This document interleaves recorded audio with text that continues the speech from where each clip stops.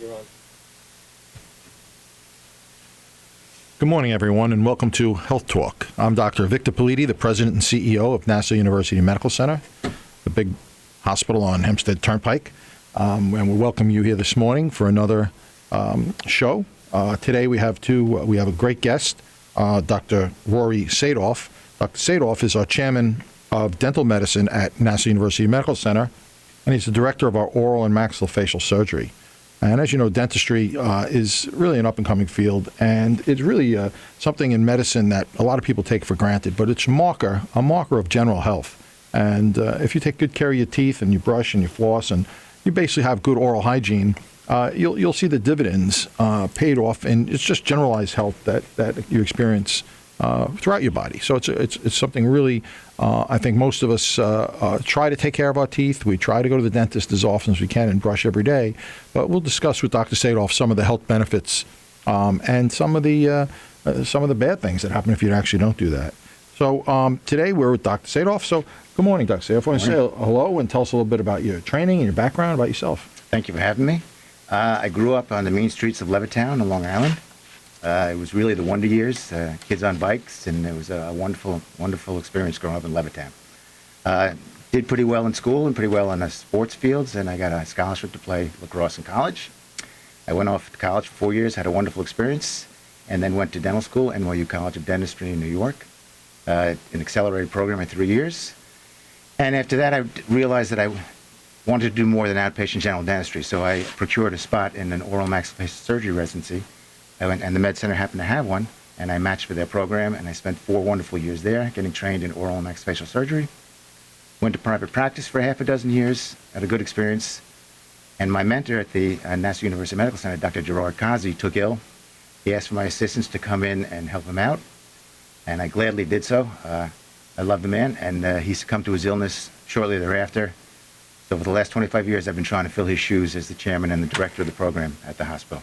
Well, you're doing a great job. We really do have a great dental and a OMF program at Nassau University Medical Center, and they really, it's so good that the employees go to you. I mean, the employees in the hospital actually choose you and your dentist as their private dentist. So, I mean, the facility is clean. The doctors are very well trained, and you have a great staff. And so, you know, that says a lot when you have these opportunities to go to a dentist. But yet you choose to use your own dentist at the hospital. So what a surprise. Lived in Levittown and played lacrosse. I mean, geez, where does that come from, you know? You would think of anything else, right? But that's cruel. Now, so oral maxillofacial surgery, dentistry, what's the difference? And, you know, what can our listeners, sometimes, oh, wow, what the heck is that? You know? Well, general dentistry, much like general medicine, is the gatekeeper. It's like primary care. Dentistry, like medicine, has many different subspecialties: periodontics, orthodontics, prosthodontics, and things along those lines. Oral maxillofacial surgery is one of those subspecialties, and it's generally hospital-based. So it's a missing link between the outpatient dental services delivered and the inpatient services in a hospital. And it's an extensive training that goes involved in the oral maxillofacial. So after you finish your dental residency, then you have to do additional years of training just in OMF? Yes, it's either 4 or 6 year programs around the country. Really? So an additional 4 or 6 years after dental school? Yes, and there's only 100 around the country, so it's highly selective, highly competitive, and you generally get a high-quality individual in our training programs. Right, and it's a surgical specialty. So, I mean, here we are at Nassau University Medical Center, and we basically have specialties in just about all the fields, and we are a level 1 trauma center. So in Nassau County, God forbid, you know, car accident, gunshot, you know, an arrow comes out of the air, you're going to wind up in our ER. And so anything that involves the face, the jaw, the mandible, the maxilla, any of those areas, as well as the teeth, yes. Will that be your case? Absolutely. We respond with the trauma team. We work intimately with them, interdisciplinary care, in terms of all traumas that are in the head and neck. We respond to the trauma room, or if the patient's in the intensive care unit. And usually, unfortunately, the injuries that people come in with are not a single system. So there'll be an orthopedics, there'll be a general surgeon, there'll be an oral maxillofacial surgeon, there may be a cardiac surgeon in terms of involved, it depends what the injuries are. So yes, we participate extensively in the trauma at the level. And so you're just part of that trauma team that comes down to the emergency yes. room when we call for a level 1 trauma over the PA and the helicopter lands. you guys come running down to the ER. We're a consulting service, so the trauma team goes down directly, but invariably we keep our ears perked because we know they're going to be calling us down for our area of expertise if it applies in that trauma. So we don't respond to every trauma, but we leave that up to the triage team in the emergency room, but more times than not, we're called in. Great. And then you'll get down there and do some X-rays, see what the issues are, and then try to repair what you can repair. Yes. And I also understand that you guys are excellent suturers, and that a lot of plastic surgery in a lot of hospitals are done by the OMF docs because of the intricate work that you normally do in the dental world and inside the mouth. Yes, a lot of the residents that we have, manual dexterity is an important thing. So acquiring skills at suturing and soft tissue repair is part of our training. Right. Yes. Especially on the face, you want to take all due care, especially in young children or women, and you want to make sure that the minimize scars and do the best you can. Absolutely. I mean, at NUMC, National University Medical Center, we do have plastic surgeons. Absolutely. Basically, 24 hours a day, we have LIPS, Long Island Plastic Surgical Group, which is really a premier plastic surgical group in Long Island that we're very lucky to have on staff at our hospital at all times for these types of issues. But I know that the maxillofacial surgical residents and doctors are excellent at that as well. And that's another service that we work very closely with, and we share techniques and strategies and approaches to patient care. One of the main services. Absolutely. So the dental services at National University Medical Center, do you have a dental primary care dental facility there? So we have two different facilities. One is the Oral Maxillofacial Surgery Clinic. We call it oral surgery for short because Oral surgery, it's easier to say. Okay. That really is more the acute care in the hospital-based setting, whereas we have a dental service, which is some urgent care because we have inpatients that need care. We have emergency room patients that need care. But they do elective surgery in that area also, or elective dentistry. So that's where those specialties that I mentioned to you, those orthodontics, prosthodontics, periodontics, etc., pedodontics, exist, and we have a very strong voluntary staff in the hospital that comes in and provides expertise in those areas. So we do have a primary care area, a dental area, where people who live in East Meadow, people who live in Long Island, or anywhere could call up, make an appointment, and come see you and your specialist. So we do have all these specialists that could either do some root canals or put some sort of put caps on teeth and do all those pretty intensive surgical procedures in the oral cavity. I couldn't say it better myself. We offer the full scope of services, and it's available at the Med Center. Yes, that's great. I think the experience at the hospital is once people come in the door and get the chairside care and see who the people that are delivering it, they're very pleased and they come back and they refer to their friends. It's the initial getting people in, either the emergency patients or our urgent patients, they come no matter what. And it's the elective care that basically once people become aware of it, they're more likely to send their family or friends. Yeah, that's true. I mean, if you come into the emergency department and you have a baseball injury, you get hit in the mouth with a softball or something, you're missing a couple of teeth, or you do something, great, we're going to see you in the ER. The ER doc's going to take care of you and stop the bleeding, and then we're going to call you guys. And you guys are in the hospital available to come right up and see them, or we can send them down to your chairside service. I like that, chairside instead of bedside, chairside. So we'll send them down to you, and then you guys could work on them and do what needs to be done downstairs. And in keeping with that, we're big advocates for helmets, for mouth guards, for seat belts, because those things will keep them out of our clinic, keep them out of the hospital. So we counsel people on that all the time in terms of the appropriateness and the importance of those things. Yeah, I mean, and that's an interesting, because that's a resounding theme on this show. We bring specialists from all different specialties in medicine, whether it's cardiology or nutrition or nephrology, and we all say the same thing, that it's all about primary prevention. If you can prevent something from happening, prevent that heart attack, prevent that stroke, we're happy as doctors. We don't want to do the procedures that we have to do, and I think dentistry, it's the same thing. If you could do brushing and other preventive, prevent decay on the teeth, and they don't need to go to you, I mean, we'll be just as happy. And you alluded to that before in terms of it's really a harbinger of health for the rest of the body, oral health. We always say everybody comes to us at one time or another. Not everybody needs an orthopedist, not everybody needs a OB/GYN doctor, but everybody comes to us, and the better you take care of your oral health, the better your general system health is. It's a harbinger of how you handle things and take care of it. And prevention is a big thing. So what are some rules of thumb for people to keep their oral health healthy? Well, the typical ones in terms of brushing and flossing, fluoride is always a controversial issue. Nassau and Suffolk do not have fluoride in the water, but at the dentist you can get topical fluoride treatments, you can get the dietary supplements, prevention, flossing. Water picks are pretty effective in terms of keeping things clean, and common sense. After you eat, I always rinse out because you don't always have access to a toothbrush or anything. But when food sits on your teeth and give off acids, it's going to eat up your teeth and cause you problems, periodontal problems, systemic problems, malaise, fatigue. So just simple things, mechanical things, are rinsed after every meal. Yeah, because I guess the sugar breaks down and it starts causing decays on the teeth. Yeah. Now, you see a lot of these things today with these electronic Sonic Care. I don't want to use the name of a particular brand, but all these different types of electronic type tooth. Are they any better than a regular toothbrush in keeping the teeth clean? They are better, actually, as it turns out. And it's even if the perception that they're better works for people to get them to do that. It's very good. And just personally, I never use them, but I experimented with some, and I found them to be much more effective than mechanical flossing for me. I found them to be much more effective. And so I think mechanical instrumentation is effective and works. Yeah, I mean, I have one now that vibrates a lot. I don't know the name of it. You put the 2 batteries in the bottom. Yeah. And I'll tell you, I can never go back to using a regular toothbrush. Yeah. Now, if I use a regular toothbrush, I just don't feel like I've brushed my teeth without using that thing. Yeah. And this conversation is a good conversation. We're talking about rudimentary, simple oral care, but it's the gateway to everything else. And then we have all these specialties and all these subspecialties because obviously the field is large. But it starts with prevention and staying out of the hospital and going to the dentist on a regular basis to pick up things before they're a problem.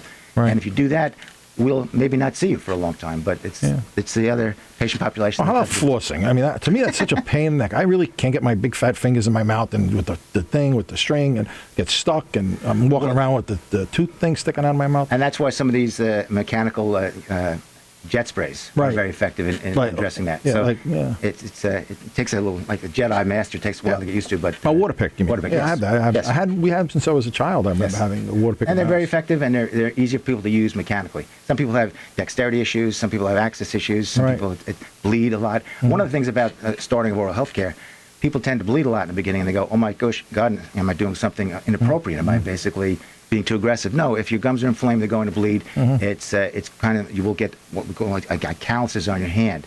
Your gums will toughen up and get healthier, and after a couple of weeks, you won't have that issue.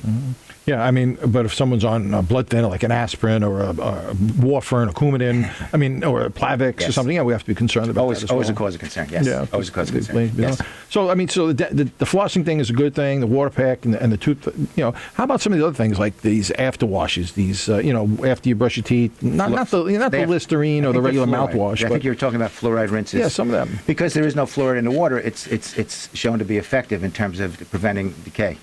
So it's very effective. There was a time when fluoridation was in all the water supply, and then there became public outcry about we don't want people putting things in our water supply. Different towns have different rulings on it. You can call up your own water company in your own town.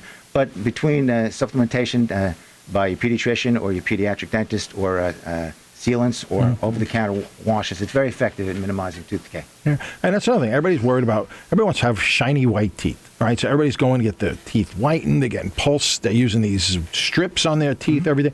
Is that harmful? I mean, is that, are those strips and goo that you put on, and acid type stuff you put on, is that harmful to your teeth? Well, they are. It's all things a matter of degree. It's all moderation. So if you put too much on or too aggressive with it, you can get sensitivity in the teeth because the acid is now affecting the nerve tissue in the teeth. So you can be done under the guidance of a dentist, but sometimes there's an expense to that. So over-the-counter stuff works well if done in moderation. But if you get any symptoms, you should stop what you're doing and then seek out the attention of a dentist. But they're effective. They're effective in moderation. Right. Because they have, you get those little trays and you put your teeth in it, you put the little gel in there, and you just you walk around the house for 15 minutes with this stuff in your mouth, and it's supposed to make your teeth clean. But I was worried, hey, am I causing more harm than good for the sake of vanity and having white teeth? And again, if done in moderation, it's okay. One of the things I would mention, the access to dental health care, because it's not covered by conventional medical insurance, is always a problem for a large portion of the population. So a lot of people don't seek out care, and I just want to let them know the hospital's available. For people if they can't get access. Our fees are well below what exists in the private sector, but there are some fees involved, so we can stay in business to keep serving people. But access to a dentist is difficult in these days where money is tight for everybody, and we understand that, and that we're the safety net for those that really don't have access on a regular basis. Right, so patients, besides our community, the Wantor, the Seafords, the Belmores, the people that live in our community, and we welcome them and we want them, and sure, we'll accept their insurance. If you don't have insurance or you don't have a job, we'll work with you to create a payment plan or to help get you that dental care that you really need, because it is that important to the health of the rest of the body, So, we need to, get that word out to these people. Right now, the most frequent flyers we see in the hospital are people that it's off hours, they can't get access to somebody, or they don't have the finances, and they present to emergency room. And if you present to emergency room, you will be seen and you'll be treated, because we don't want anybody in pain, we don't want anybody in distress. We can't do comprehensive care, but we can take you out of distress, get you to a point where you can think straight, and either seek out a private dentist in your community or come into our elective service in the near future. So that's a service that is very valuable to the community at this point in time. Do you have any weekend hours right now? We have 24/7 coverage in the emergency room, but our actually clinics are not open on the weekends. Just Monday to Friday, 9 to 5 type event? Yeah, Monday to Friday, 9 to 5, 5 days a week, 365. But the weekends, we've had people on call to the emergency room. We have a So you don't have an opened, people just can't come in to see you. There's so many logistics in terms of if someone would get lightheaded in the clinic and there's an emergency, there's no one there to assist. So right. Patient safety issues involved with it. So we have a general practice dentist on the weekends and an oral maxillary surgery resident on the weekends. Great. Yeah. How about the family health centers? We have 5 family health centers out in the communities, Elmont and Westbury. We also have in Roosevelt and Freeport that are out there. Now, do we provide dental services at those facilities? Absolutely. We provide primary care dental services. Very straightforward, rudimentary cleanings, fillings, things along those lines, education, patient education. The hospital, our facility, functions as a safety net. So if there's anything that's required in terms of the subspecialty care we talked about, or the acute care, or medically compromised, or on blood thinners, or the myriad of medical issues that exist, they'll refer them over to us, and we will function as a safety net for the health center. So the patient can get a full scope of care. They get the primary care and triage out in the FQHCs. And then they come to us for definitive tertiary care if needed. Yeah, and that's actually getting dentistry out to the communities, and Yes. some of the most needed communities. And we're talking some of the underserved areas that really have a problem with getting health care to begin with. We're now bringing dental care to them. And if we can get patients in those areas to come see the dentist and have that, that's like you said, a marker of all the health care that we could provide for patients. And I'd love to see that expanded. We should talk about opening up on a weekend day also, maybe say, because a lot of people work. And it's hard to get away to go. I know myself, my dentist, it's hard to go during the week, and so usually weekend hours would be good. So that's an excellent idea. Yeah, something to look at. It's an excellent idea. Come up with a little business plan for that. And I think I'm going to repeat myself, but I think if we get people early, like primary care in the health centers, they won't end up in our emergency rooms. They won't end up admitted to the hospital with a severe facial infection, which we see every week. We have to go to the operating room with people that the infection's gotten away. It's no longer in the head and neck, and it requires an aggressive intervention. The more we pick up people early in the community and in the outpatient clinics, which is the trend in healthcare in general right now, the more we'll keep people out of the emergency rooms and out of the inpatient setting. Yeah, again, it's so important. How about some of the more, detailed types of things, and like the root canals and the putting in false teeth and capping and stuff? Do we do that as well? Do we go that deep into this? Absolutely. So with the residency training program, which is fully accredited in both specialties, part of their training covers all scope aspects of dentistry. So they do endodontics, root canal, they do periodontics, gum treatment of the gums, they do prosthodontics, making bridges, they do orthodontics, they do the whole myriad of treatment. So we offer that. Being that they're voluntaries, it's on a more limited basis than the everyday general dentistry we provide. There are specific days where our specialists come in, we cluster patients on those days and deliver that care. And the resident gets education out of it and the patient gets access. How about hygienists? Do we also provide dental hygienists to do cleanings and those types of services? We used to in the past. We basically that service line was cut through the entire system, but we now have the general dentist as part of the rudimentary training providing hygiene care. So you can pick up hygiene care and cleanings and things like that in our clinics, no question about it. Something that always concerns me, and I know that the dentist screen for it, is cancer, oral cancers. And even if you don't go to the dentist, you're a cigarette smoker or a cigar smoker, or just generally, you can get different types of oral cancers, which could be life-threatening. There's about 30,000 new cases of oral cancer a year in the country, and there's about 8,000 deaths. It used to be only in people that consumed a lot of alcohol or tobacco, but now human papillomavirus, there's other etiologies of head and neck cancer, So we do a basic head and neck screening on every patient that comes in. We palpate for lymph nodes, we move the tongue around, we look at the tonsillar area. It's not just limited to the narrow tunnel vision of looking at teeth. It's a total head and neck examination and total patient health. Man, you could save lives. I mean, you find an early cancer, an early tumor, and you're able to get in there and resect it and provide chemotherapy or whatever it might be, and help this person get over that. We have worked very closely with the head and neck service and the oncology service. We do biopsies. We pick up things initially that no one else has picked up. Early referral, fluoride trays, selective extractions prior to radiation or chemotherapy. If the patient has an acute care problem during those treatment modalities, we're there in available forms. So that's another service that we work very closely with. Yeah. Yes. I mean, how many times should a person brush their teeth? Should they do it twice a day or after every meal? They always say twice a day, and it's not realistic in many cases, unless you have one in your pocket right now. Right. I see it vibrating. Oh, yeah. So basically, just at the very least, rinse after you consume food, sugar, coffee, whatever it is. And obviously, in the morning and the evening in your own house is a desirable place to do it. But I mean, if stuff stays on your teeth, it causes acid, and then basically the substrate that they utilize is your dental enamel. Yeah, so even just water and just swish it around and swallow and that type of thing. Mechanical device. Yeah. Yep. So it just was Halloween the other day, and I remember growing up, don't eat candy because your teeth will rot. Is there any truth to that as well? I mean, should we warn our parents about all this candy that's in the house this week? Well, it's very funny. People say, when is the first time you should take your child to the dentist? And we say at under a year, and the people go, why? Because kids start to get teeth around 6 months. And when many parents, to appease their child, put them to sleep with a bottle, with milk, with juice, some kind of sugar-based material. And we, unfortunately, see quite a few kids with rampant decay by the age of 3 or 4. All the baby teeth need to be removed. They can't be salvaged because, again, the same rationale. Bacteria, substrate, and it eats up child's enamel. So anything that gets to sit on your teeth, from a bottle at night while you're sleeping to Halloween candy, it causes the same problem. So we should, everything in moderation. I guess you don't want to have no candy, but you have to be careful. And should they drink water afterwards, brush their teeth after, just like anything else? Yes, and another aspect of kids who you really can't rely on their compliance with healthcare, when they reach the age of about 6 and their first permanent molars come in, there's things called sealants, where if the tooth is still pristine, has no decay in it, it's sealed off. So all these nooks and crannies get sealed off, so bacteria, candy corn, whatever the issue is, can't get stuck in there, and it's been proven to be very effective in terms of prevention. Yeah, I mean, if you look at my mouth, I mean, I grew up, in the 60s. I went to the dentist. I always got cavities. My whole mouth is full of metal, all sorts of stuff, all sorts of amalgams, right? Me too. Now, but now I look at my son, and my son is 26. He's never had a cavity. Yeah. My daughter's 12.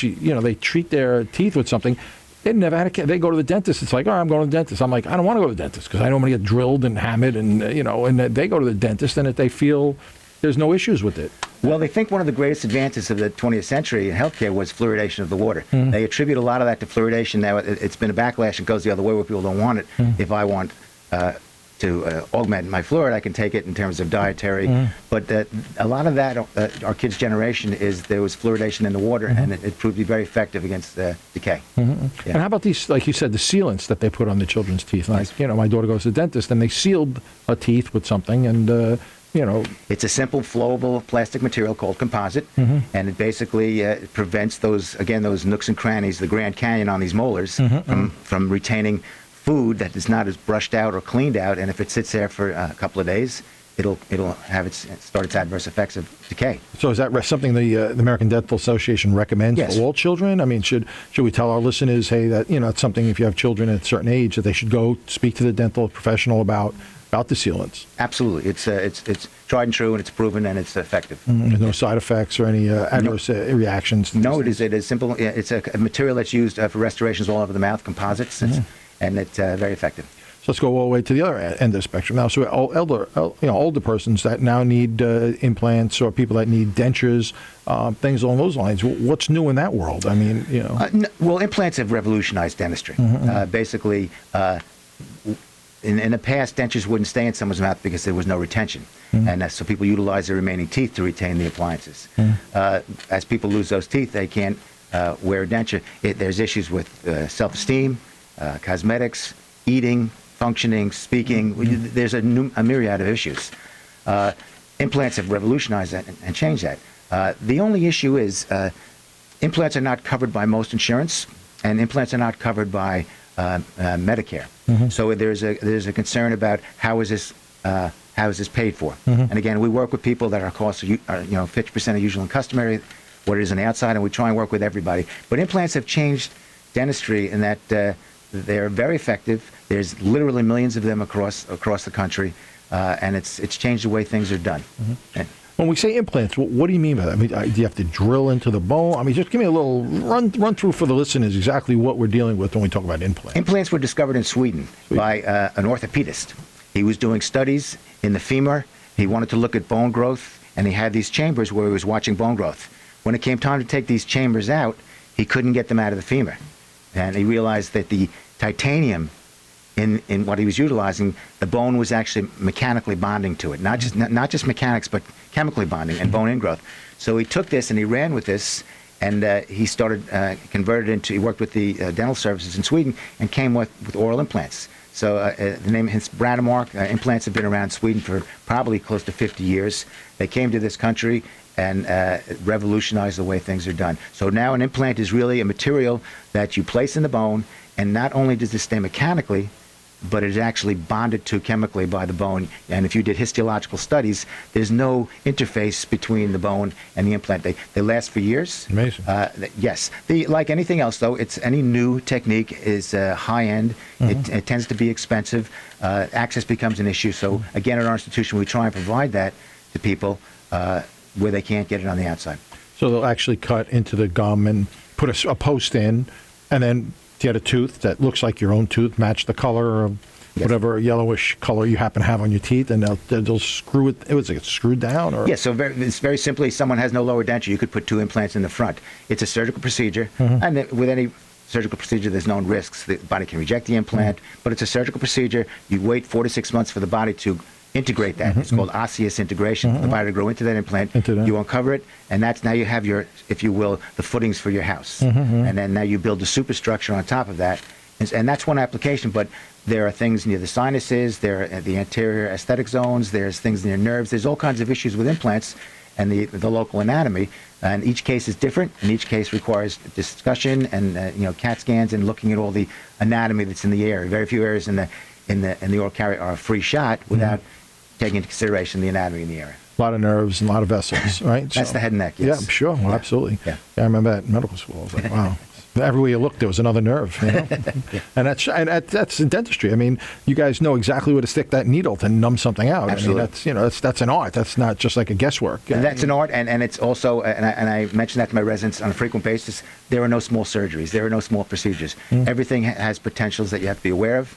And even as you mentioned with the local anesthesia, which we do hundreds of times a day, we make sure that we take time with each patient. We use topical anesthetics.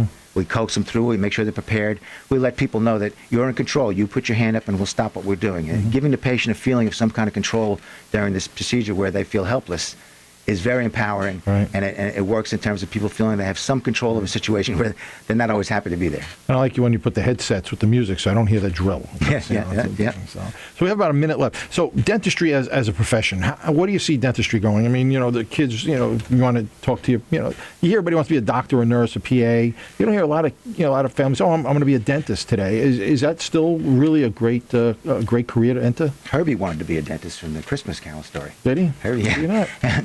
But basically, dentistry is getting stronger over time. The realization that in Europe, dentistry is taught in the medical schools, and people then go into the areas of subspecialty in the field of dentistry. So I think it's getting more closely integrated with the total healthcare profession in terms of medicine, and I think our role in delivery of overall care is only increasing. Technologies such as implants, trauma technologies, our interdisciplinary care within the services has grown over time. So I think the future is bright. Yeah, I mean, you're doctors, you're physicians, you're dentists.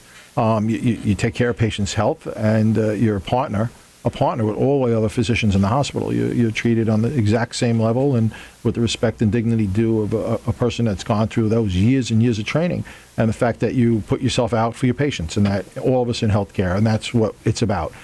How we treat our patients, how we hold their hands, how we speak to them, and that our only concern is the outcome of our patients. And I think in that we are all the same, and no matter what specialty you go into. Well said. Well said. And so, Dr.